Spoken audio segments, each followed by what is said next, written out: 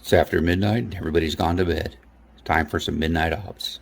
This is a walkthrough on the Gun4IR camera installation on my real arcade Jolt gun. So I mentioned this before, but test fit, test fit, test fit. The halves of this case are meant to go together easily. If there is any binding or it feels off, investigate. You don't want to crimp a wire and have a short or eventually, compress a wire so it doesn't work. So the lens doesn't fit perfectly. Sometimes it's just a hair of material that needs to be removed. Remember, it's easier to remove material, harder to put it back once it's removed. Just that little bit of removal was enough to do the job. So these are the lenses that I use. These are clip-ons for cell phones.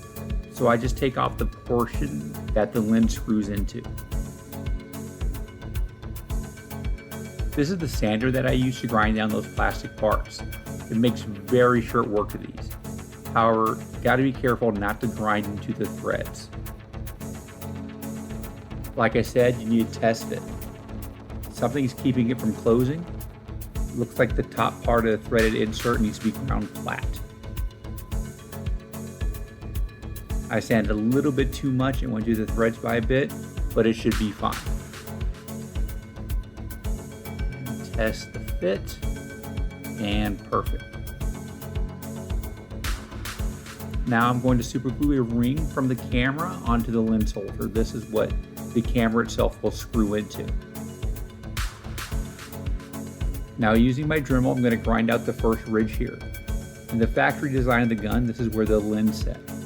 Remember, this is in 3 dimensions, so you'll need to grind out the top half as well. Then test fit, test fit, test fit. Oh, I love that little clicking sound when it goes together. Now I'm going to super glue the lens and camera holders to the chassis. It would be easier at this point to put the camera in, but I don't want to run the risk the camera gets glued in and I can't adjust it.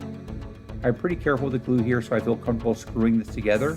If there is slop with the glue, I would not recommend this as it could probably glue the two halves together. Then they're solidly. Once I try to seat the camera, I see there's a little obstruction that I need to grind down.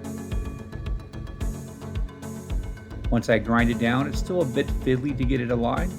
And I'm being careful not to pull the wires too much. And eventually I get it seated. This is the way the cable will be run through the gun. In my next video, we'll finish this up. Thanks for watching. If you have any questions, hit me up in the comments. Otherwise, see you on the next Midnight Ops.